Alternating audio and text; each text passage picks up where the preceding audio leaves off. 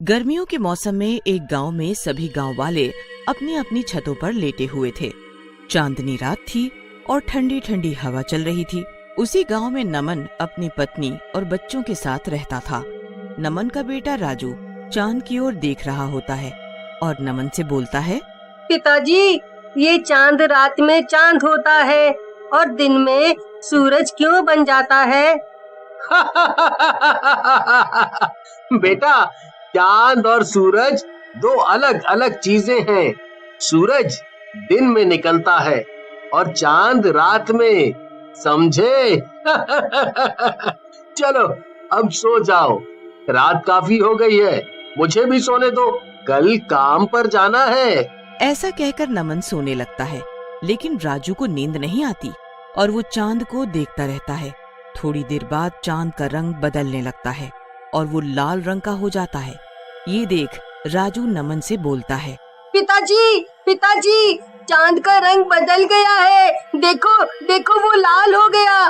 क्या है राजू, सोने दे मुझे। ना तो खुद सो रहा है और ना मुझे सोने दे रहा है। क्या हुआ, क्या बात है? राजू डरते हुए चांद की तरफ इशारा करता है। नमन चांद को देख घबराते हुए बोलता है, ये क्या हो रहा है? ये चांद तो सचमुच में लाल हो गया है। ये सब क्या हो रहा है? तभी चांद हंसने लगता है और बोलता है, गांव वालों, तुम सबकी मौत आ रही है। कुछ दिनों में सब मरोगे। सब के सब या तो यहाँ से भाग जाओ। उसके बाद चांद का रंग फिर से पहले जैसा सफेद हो जाता है। लेकिन गांव वाले काफी घबरा जाते हैं और अगले दिन सुबह गांव की चौपाल में मिलते हैं। नमन भीमा से बोलता है, भीमा भैया, कल देखा आपने, चांद का रंग बदल गया था और वो हमें मारने की भी धमकी दे रहा था। पता नहीं क्या हो रहा है ये सब कुछ। हाँ, देखा तो मैंने भी अपनी छत से था, लेकिन मुझे कुछ बात समझ नहीं आई। मुझे तो आंखों का भ्रम लगा। अरे भीमा भैया, ये कौनो गणित का सवाल है जो तुमको नहीं समझ आया है? और दारू पिए थे का जब भ्रम लगा? अरे वो चंदवा हम लोगों को धमका रहा था सीधा सीधा, और तुम कहा तो कुछ समझ नहीं आया है? अरे इसीलिए तो मैं तुमसे बात नहीं करता पुत्तन। बिल्कुल जाहिल की तरह बात करते हो। अरे तुम दोनों लड़ो मत। एक तो ये चांद की बात से इतना डर लग रहा है और ऊपर से तुम दोनों भी लड़ रहे हो। मैं तो कहता हूँ आज रात का इंतजार करते हैं और अगर कुछ होता है तो कल फिर मिलेंगे और देखेंगे कि क्या करना है। नमन की बात गांव वालों को जम जाती है और वो रात का इंतजार करने लगते हैं। आधी रात होते ही चांद का रंग फिर से बदलने लगता है और थोड़ी ही देर में लाल हो जाता है। गांव वाले अपनी अपनी छतों पर खड़े होकर ये सब देख रहे होते हैं। मुझे देख रहे हो? लगता है मेरी बात तुम लोगों को समझ नहीं आई। लगता है तुम लोग मर के ही मानोगे। चांद की बात सुनकर नमन कहता है, चांद जी, ये हमारा गांव है, हम इसे छोड़कर कहीं नहीं जाएंगे। लेकिन तुम हो कौन? लगता है तुम लोगों ने मरने का ठान लिया है। अगर ऐसा ही है तो ये ही सही। चांद के ऐसा बोलते ही वहाँ जोरों से लाल रंग की बारिश होने लगती है। ये देख गांव वाले घबरा जाते हैं। लेकिन वहीं पर एक शराबी जिसका नाम दिनेश होता है बोलता है, अरे तुम लोग तो कह रहे थे कि लाल रंग की बारिश हो रही है। मुझे तो ये रेड वाइन लग रही है। दिनेश की बीवी सीमा गुस्से में चिल्लाती है और बोलती है, हाय रे, मेरी फूटी किस्मत, कहाँ से मैं इस शराबी के पल्ले पड़ गई। अरे मनहूस, ये शराब नहीं खून है। तुझे खून और शराब में फर्क नहीं पता चलता क्या? हाय रे हाय। सीमा के मुंह से खून का नाम आते ही सब गांव वाले बारिश की बूंदों को हाथ में लेते हैं। वो बूंदे सच में इंसानी खून होता है। अरे ये तो सचमुच में खून है। सब के सब भागो और अपने घरों के अंदर चले जाओ। नमन की बात सुनकर सारे गांव वाले घर के अंदर चले जाते हैं और छिप जाते हैं। रात भर वो खून की बारिश होती रहती है। सुबह होने पर गांव वाले घरों से बाहर निकलते हैं। चारों तरफ खून ही खून होता है। अरे ये सब का हो गया? हमारी तो गेहूं की पूरी फसल ही बर्बाद हो गई। अरे पुत्तन भैया, आप रोइए मत।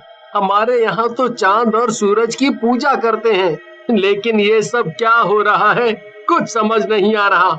हम सब गांव वाले आपके साथ हैं। हमारी भी फसलें खराब हो गई हैं।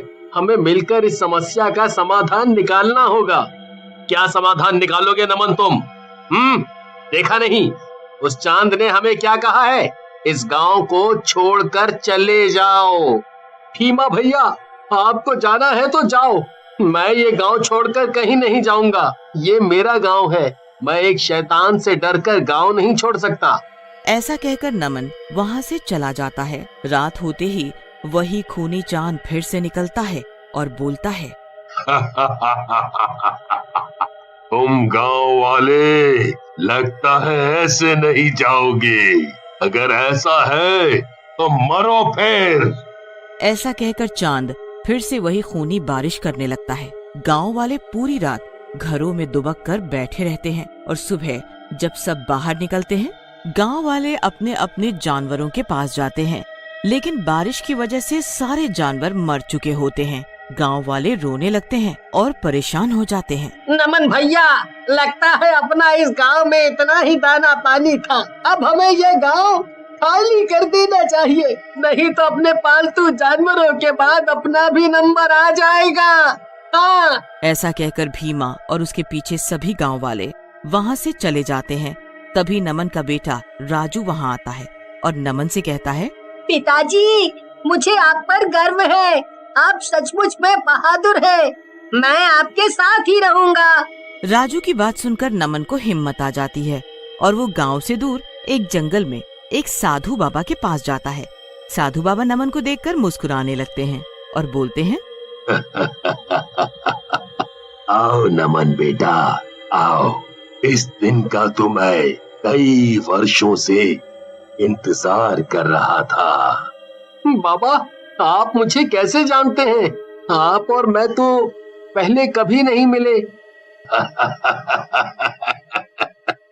नमन बेटा, मैं तो तुम्हें तुम्हारे पिछले जन्म से जानता हूँ। ये सब जो हो रहा है तुम्हारे पिछले जन्मों का परिणाम है। दरअसल तुम पिछले जन्म में इस गांव के राजा थे और ये चांद रूपी शैतान जो है वो दूसरे राज्य का राजा था। लेकिन बाबा, अगर ये मर गया था तो ये चांद कैसे बन गया? लगता है नमन बेटा तुमने मेरी पूरी बात नहीं सुनी। अरे ये तांत्रिक शक्तियों में निपुण था और इसने अपनी तंत्र विद्या से चांद को बंदी बना रखा है। लेकिन बाबा, अब हम इससे कैसे निपटेंगे? अगर ऐसे ही रहा तो ये सबको मार डालेगा। बेटा, उपाय तो है लेकिन बहुत कठिन है। बाबा, कुछ भी हो, मैं लोगों की जान बचाने के लिए कुछ भी करूंगा। बेटा, तुम्हें अपने बेटे राजू के अंदर मेरी आत्मा को जाने देना होगा, क्योंकि चांद के पास जाकर ही उस शैतान को मारा जा सकता है। नमन के हाँ करते ही साधु बाबा अपने प्राण त्याग देते हैं और उनकी आत्मा नमन के साथ जाती है। रात में चांद गांव में फिर निकलता है। नमन छत पर राजू के साथ खड़ा होता है, लेकिन तभी साधु बाबा की आत्मा राजू के अंदर प्रवेश कर जाती है और नमन को दूर धक्का दे देती है।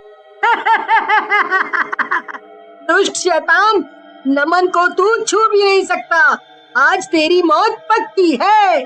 ऐसा कहकर राजू चांद के मुंह के अंदर घुस जाता है। चारों तरफ जोर से रोशनी होती है और बहुत जोरों से बिजली कड़कती है। जब रोशनी हटती है तो शैतान की लाश नीचे पड़ी होती है और राजू बेहोश होकर नमन की गोद में गिरता है और सब गांव वाले भी वापस अपने गांव आ जाते हैं।